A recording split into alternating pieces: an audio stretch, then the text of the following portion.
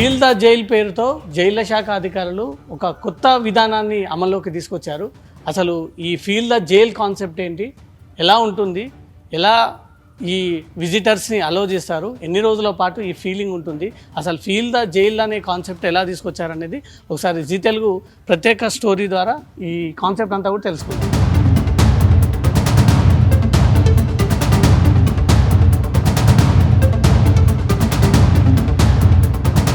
చాలాసార్లు సినిమాలో చూసాం, కానీ రియల్గా అసలు జైలు ఎలా ఉంటుంది, లోపల సెటప్ ఎలా ఉంటుంది, ఒక ఖైదీ జైలుకి వస్తే ఎలాంటి ఫీల్లో ఉంటాడు, ఎలాంటి బాధలో ఉంటాడు, లోపల ఎలాంటి సౌకర్యాలు ఉంటాయి, ఇవి ఎప్పుడు కూడా ఇప్పటివరకు తెలంగాణలో ఈ విధానాన్ని ఇప్పటివరకు అమల్లోకి తీసుకురాలేదు. ఫీల్ ద జైల్ పేరుతో జైళ్ల శాఖ తీసుకొచ్చినటువంటి కాన్సెప్ట్ని దగ్గరుండి పరిశీలిద్దాం. ఇది బ్యారెక్ నెంబర్ 2 సినిమాల్లో ఓ కేసులో ఉన్నటువంటి నిందితుడిని కేసు ప్రూవ్ అయిన తర్వాత తీసుకొచ్చి ఆ జైల్లో వేస్తారు. ఆ జైల్లో ఉన్నటువంటి కాన్సెప్ట్ని చూద్దాం.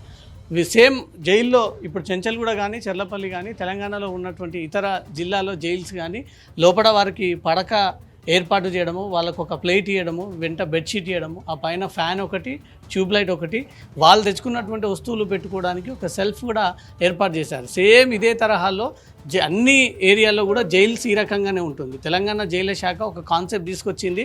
ఒక్కరోజు జైలు ఎలా ఉంటుంది ఫీల్ అవ్వడానికి ఎవరైనా వచ్చి 24 గంటలు ఇక్కడ ఉండవచ్చు అనే ఒక కాన్సెప్ట్తో ఈ విధానాన్ని తీసుకొచ్చారు. దీంట్లో ఎవరెవరు ఎన్రోల్ చేసుకుంటారు, ఎవరెవరు రాబోతా ఉన్నారు అనేది మాత్రం ఇంకా క్లారిటీ రావాలి.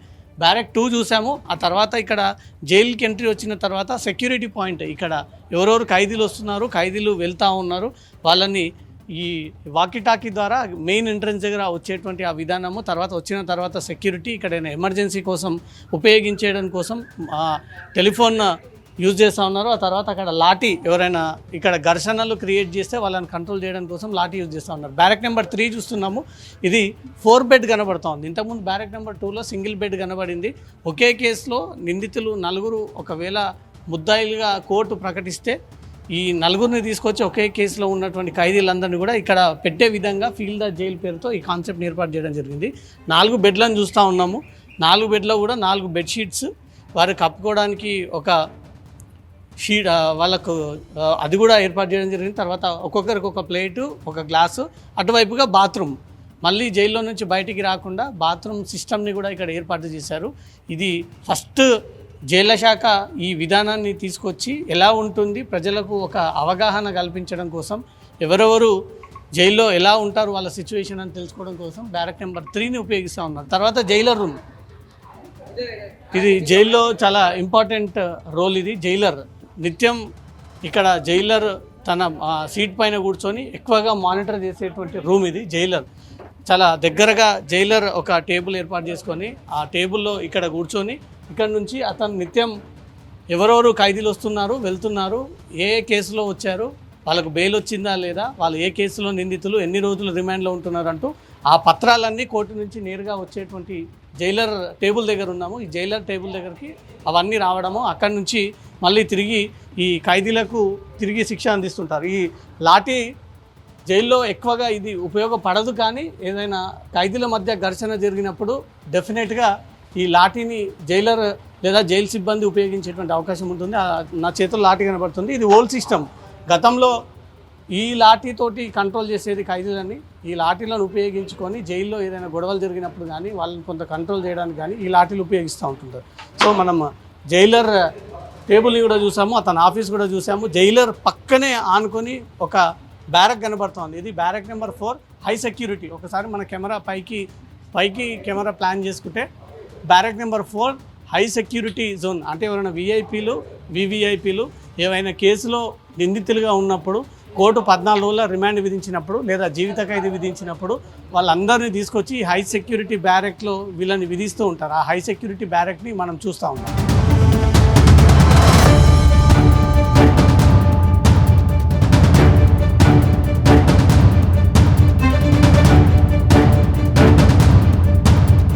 బ్యారెక్ నెంబర్ 4 హై సెక్యూరిటీ జైల్లో సిస్టమ్ ఎలా ఉంది అనేది ఒకసారి ప్రత్యక్షంగా చూద్దాం. మనం బ్యారెక్ నెంబర్ 4లోకి వస్తూ ఉన్నాము. ఇక్కడ నేను ఇంతకుముందు చెప్పినట్టు జైలర్ ఆఫీస్కి, అంటే అతను కూర్చునేటువంటి టేబుల్కి ఎడమ పక్కనే ఒక విజిబుల్ ఉండే విధంగా గ్రిల్స్ ఏర్పాటు చేయడం జరిగింది. ఆ విజిబుల్ ఉండేటువంటి విధానాన్ని చూస్తూ ఉన్నాం. జైలర్ అటుపక్కన ఈ హై సెక్యూరిటీ జోన్లో ఉన్నటువంటి ఖైదీలు ఎలా ప్రవర్తిస్తూ ఉన్నారు, ఏం చేస్తూ ఉన్నారు అనేది తెలుసుకోవడం కోసం విజిబుల్ ఉండే విధంగా, నిత్యం కాంటాక్ట్ కమ్యూనికేషన్ ఉండే విధంగా ఈ గ్రిల్స్తో కూడినటువంటి బ్యారెక్ ఏర్పాటు చేయడం జరిగింది. తర్వాత హై సెక్యూరిటీ జోన్లోకి పోతా ఉన్నాం. చాలాసార్లు హై సెక్యూరిటీ బ్యారక్ ఎలా ఉంటుంది, ఎందుకంటే చాలామంది జైల్లోకి వచ్చిన తర్వాత ముఖ్యమంత్రులు అయ్యారు, ఉప ముఖ్యమంత్రులు అయ్యారు, మంత్రులు అయ్యారు, ఎమ్మెల్యేలు అయ్యారు, బడా ప్రముఖ వ్యాపారవేత్తలు అయ్యారు. వీరంతా కూడా ఈ జైలు జీవితం అనుభవం జరిగిన తర్వాతే వాళ్ళందరూ కూడా హై పొజిషన్లో ఉన్నారు. సో హై సెక్యూరిటీ జోన్లో జైల్ బ్యారక్ ఎలా ఉంటుంది మనం అది ఒకసారి ప్రత్యక్షంగా చూద్దాం. ఇది ముందుగా ఖైదీలు లోపలికి వెళ్ళేటువంటి జైల్ బ్యారక్. ఇది జైల్ బ్యారక్ లోపలికి వచ్చేసాను. నేను ప్రజెంట్ ఉన్నది హై సెక్యూరిటీ జోన్ చెందినటువంటి ప్రముఖుల యొక్క జైలు. లెఫ్ట్ సైడ్లో బెడ్ కనబడుతూ ఉంది, దాని మీద బెడ్షీట్, తర్వాత కప్పుకోవడానికి దిండు కూడా ఏర్పాటు చేశారు, ఒక ప్లేటు, ఒక గ్లాసు. ప్రతి ఖైదీకి ఇదే సిస్టమ్ ప్రకారంగా ఇవన్నీ కేటాయిస్తూ ఉంటారు. రైట్ సైడ్ బాత్రూమ్, రెగ్యులర్గా స్నానం చేయడం కోసం, వాళ్ళ అవసరాలు తీర్చుకోవడం కోసం ఒక బాత్రూమ్ని కూడా ఏర్పాటు చేయడం జరిగింది. ఆ తర్వాత వెనక భాగంలో ప్రతిదీ మానిటర్ చేసే విధంగా మనం హై సెక్యూరిటీ జోన్లో ఉన్నాము. సీసీటీవీ కెమెరాలు ఏర్పాటు చేస్తారు, నిత్యం విజిబుల్ ఉండే విధంగా పక్క నుంచి మానిటర్ చేస్తూ ఉంటారు. జైలర్ కానీ సెక్యూరిటీ కానీ ఈ హైఫై సెక్యూరిటీ జోన్ జైలు ఎలా ఉంటుంది అంటే నేను ప్రత్యక్షంగా చూపిస్తూ ఉన్నాను. ఇంత విశాలమైనటువంటి ప్లేసు, ఒక ప్రత్యేకమైనటువంటి బెడ్, సపరేట్ వాష్రూము, కూర్చోడానికి ఒక టేబుల్, చదువుకోవడానికి ఒక న్యూస్ పేపరు. కొన్ని జైళ్ళల్లో వాళ్ళు చూడడానికి టీవీలను కూడా ఏర్పాటు చేస్తూ ఉంటారు. అంటే రెగ్యులర్గా వచ్చేటువంటి సీరియళ్ళు, న్యూస్ ఛానల్స్ కాకుండా ఏదైనా ఒక డీడీ న్యూస్ లాంటి పాత పురాతన ఛానల్ని పెట్టి దాని ద్వారా ఖైదీకి వినోదం అందించడం కోసం ఆ కాన్సెప్ట్ని యూజ్ చేస్తూ ఉంటారు. కానీ ఇప్పుడు ఆ ఫెసిలిటీ మాత్రం ఇక్కడ ఏం కనిపించట్లేదు. ఇది హైఫై సెక్యూరిటీ జోన్లో ఉన్నటువంటి బ్యారక్ని మనం చూస్తాం.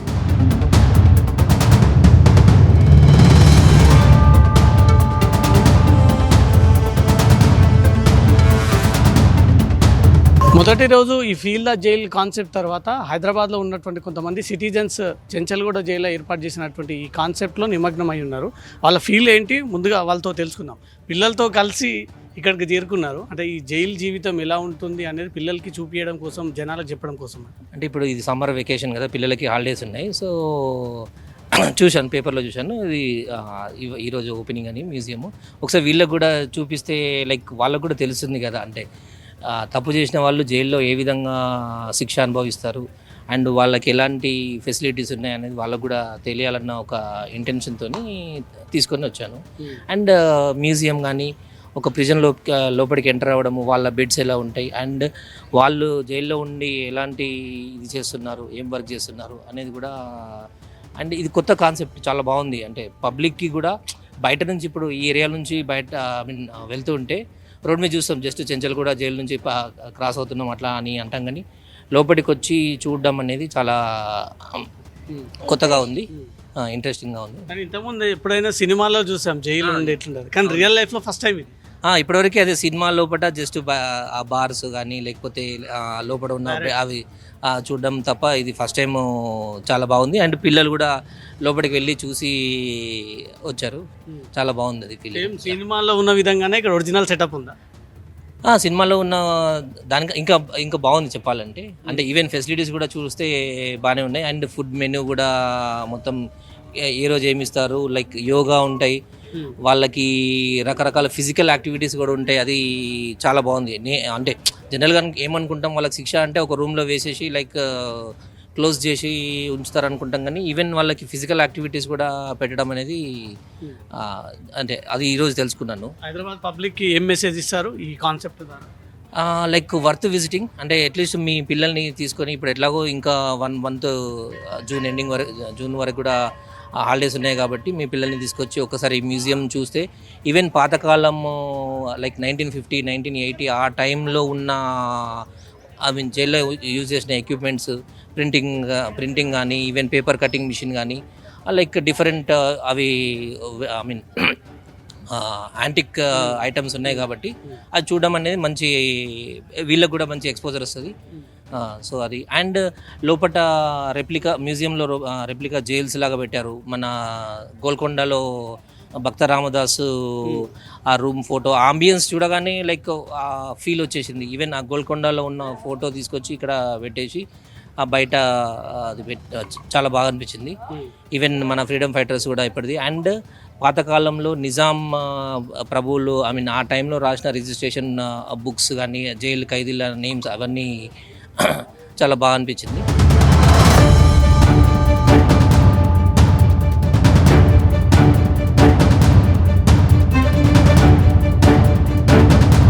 నిందితులకు జీవిత ఖైదు పడ్డ, లైఫ్ ఇంప్రిజన్మెంట్ పడ్డ, జైల్లో వాళ్ళ జీవితాన్ని ఎలా గడుపుతారు, అసలు వాళ్ళ జీవితం ఎలా గడుస్తుంది, ఒకే బ్యారక్లో కూర్చొని సంవత్సరం పాటు ఎలా ఉంటారు అనేది చాలామందికి ఒక క్లారిటీ లేనటువంటి అంశం. కానీ నిజంగా జైల్లో వాళ్ళు పని చేసుకోవడానికి రకరకాల ఎక్విప్మెంట్ని కూడా ఖైదీలకు అందుబాటులోకి తీసుకొస్తారు. ఫస్ట్ మనం చూసేది మాన్యువల్ లెదర్ పంచింగ్ మిషన్. ఖైదీలు జైల్లో ఉండే సమయంలో వాళ్ళకు ఒక కేటగిరీ వైజ్గా వాళ్ళకు కొన్ని పనులు కేటాయిస్తూ వస్తారు.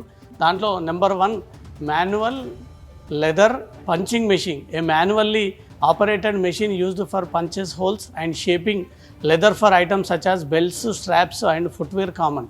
ఏదైతే మనం రెగ్యులర్గా ధరించేటువంటి షూస్ కానీ, బెల్ట్ కానీ, స్ట్రాప్స్ ఇవన్నీ కూడా ఈ మెషిన్ ద్వారానే ఎక్కువగా ఈ ఉత్పత్తి జరుగుతుంది. ఆ లెదర్ని అంతగా తీసుకొచ్చి దాన్ని ఒక షేప్లో తీసుకొచ్చి ఆ తర్వాత షూస్ కానీ, బెల్ట్ కానీ ఈ మెషిన్ ద్వారా తయారు చేస్తూ ఉంటారు. తర్వాత సెకండ్ ఎక్విప్మెంట్ విషయానికి వద్దాం. ఇది manual an spinning winding wheel అంటూ రెండో ప్రదర్శనలో ఇది ఏర్పాటు చేయడం జరిగింది. అప్పట్లో ఎక్కువగా ఈ వస్త్రధారణ అంతా కూడా ఈ మెషిన్ ద్వారానే ఎక్కువగా దారం ద్వారా వాటిని అల్లడము, వాటిని కొత్త కొత్త డిజైన్స్ చేయడము, ఇదంతా కూడా ఈ second manual an spinning winding wheel ద్వారానే ఈ సిస్టమ్ అంతా కూడా సాగేది. తర్వాత వేయింగ్ మెషిన్, ఇది అందరికీ తెలిసిందే. ఎక్కువగా వెయిట్ ఉన్నటువంటి బరువుతో కూడినటువంటి బియ్యం కావచ్చు, లేదా జొన్నలు, ఇతర తినే పరికరాలన్నిటిని కూడా వీటిలో ఎక్కువగా ఉపయోగిస్తూ ఉంటారు. తరంగా ఆ machine manual paper cutting and press machine, పేపర్ని కట్ చేయడం కోసం ఈ ఎక్విప్మెంట్ ఉపయోగిస్తూ ఉన్నారు. ఆ మెషిన్ని కూడా 4వ ఫోటో గ్యాలరీలో దీన్ని ఏర్పాటు చేసి దీని ద్వారా ప్రజలకు ఖైదీలు ఏం చేస్తారు లోపల అని తెలియడం కోసం ఇవన్నీ కూడా ప్రదర్శనశాల మ్యూజియంలో ఏర్పాటు చేయడం జరిగింది. తర్వాత గ్రైండింగ్ మిషన్, ఊర్లలో కానీ సిటీలలో కానీ కారం పొడి లేదా పిండి లేదా ఇతర తినే వస్తువులని, పిండి వస్తువులన్నీ కూడా దీని ద్వారా గ్రైండ్ చేసి దాన్ని పిండి కిందికి మార్చి తిరిగి ఇంటికి తీసుకెళ్తుంటారు. ఆ మెషినరీని కూడా ఈ ఖైదీలకు ఎక్కువగా కేటాయిస్తూ ఉంటారు. ఆ తర్వాత మూడవది వచ్చేసి manual power loom textile weaving machine. Textile అంటే బట్టలని తయారు చేసేటువంటి మెషిన్ని మనం చూస్తూ ఉన్నాము. ఆ థ్రెడ్ని తీసుకొచ్చి దీంట్లో పెట్టి ఆ థ్రెడ్ ద్వారా రకరకాల డిజైనింగ్స్ ద్వారా ఈ టెక్స్టైల్ని యూజ్ చేసేటువంటి మెషిన్ని చూస్తాను. మా తర్వాత కుట్టు మిషన్ సాధారణంగా అందరికీ తెలిసినటువంటి విషయమే. ఇదేమో టెక్స్టైల్ మిషన్, ఆ పక్కన ఉందేమో కుట్టు మిషన్. ఇప్పటి కూడా మహిళలు ఇళ్లలో కూర్చొని మహిళలకు కావాల్సినటువంటి వస్త్రాలు ఎక్కువగా ఈ కుట్టు మిషన్స్ ద్వారా యూజ్ చేస్తూ ఉంటుంటారు. దీన్ని మాన్యువల్ సీయింగ్ స్టిచ్చింగ్ మెషిన్ కింద దీన్ని ఫోటో గ్యాలరీలో ఏర్పాటు చేయడం జరిగింది. ఆ కుట్టు మిషన్ మనం చూస్తూ ఉన్నాము. తర్వాత గతంలో నిజామ్స్ ఉపయోగించినటువంటి పరికరాలు మనకు కనబడుతూ ఉన్నాయి. అప్పట్లో నిజాములు ఉపయోగించినటువంటి ఈ వర్క్షాప్ని మనం చూస్తూ ఉన్నాము. ఇది వింటేజ్ డీజిల్ జనరేటర్ సెట్. అప్పట్లో ఎంత భారీ సైజులో ఈ జనరేటర్ ఉంది, ఇది నిజాం కాలంలో ఉపయోగించినటువంటి జనరేటర్ అంటూ జైలు అధికారులు వాటిని గుర్తించి ఇక్కడ ఏర్పాటు చేయడం జరిగింది. భారీ స్థాయిలో చాలా పొడవున భారీ ఎక్విప్మెంట్తో ఈ మెషిన్స్ని ఏర్పాటు చేయడం జరిగింది. ఇది నిజాం కాలంలో ఉపయోగించినటువంటి మెషిన్ కిందికి భావిస్తూ జైలు అధికారులు వీటిని ఏర్పాటు చేయడం జరిగింది.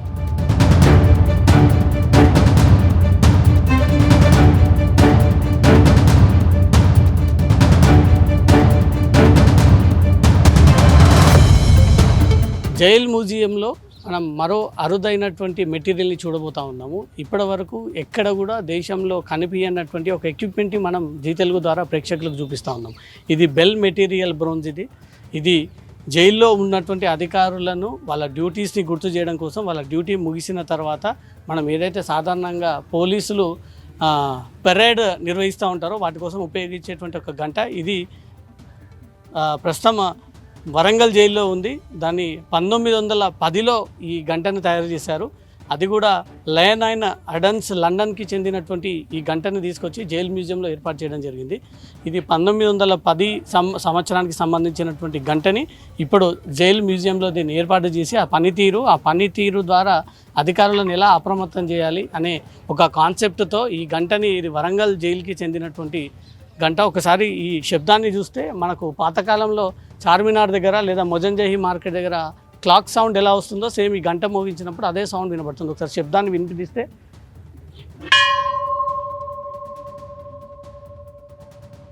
డ్యూటీస్ని అలర్ట్ చేయడం కోసం అధికారులు డ్యూటీ ఎక్కే ముందు, డ్యూటీ దిగే తర్వాత ఈ గంట ద్వారా వాళ్ళ కమ్యూనికేషన్ ఇవ్వడం కోసం ఈ సిస్టమ్ని ఏర్పాటు చేశారు. ఆ జైల్ సిస్టంలో ఉన్నటువంటి ఆ గంట పనితీరుని మనం పరిశీలిస్తూ ఉన్నాము. ఇది కూడా ఒక అరుదైనటువంటి కాన్సెప్ట్ని జైలు శాఖ అధికారులు దీన్ని తీసుకొచ్చి వరంగల్ జైలుకి సంబంధించినటువంటి గంటని ఇక్కడ ఏర్పాటు చేయడం జరిగింది. ఆ దృశ్యాన్ని మనం ప్రత్యక్షంగా చూస్తాం.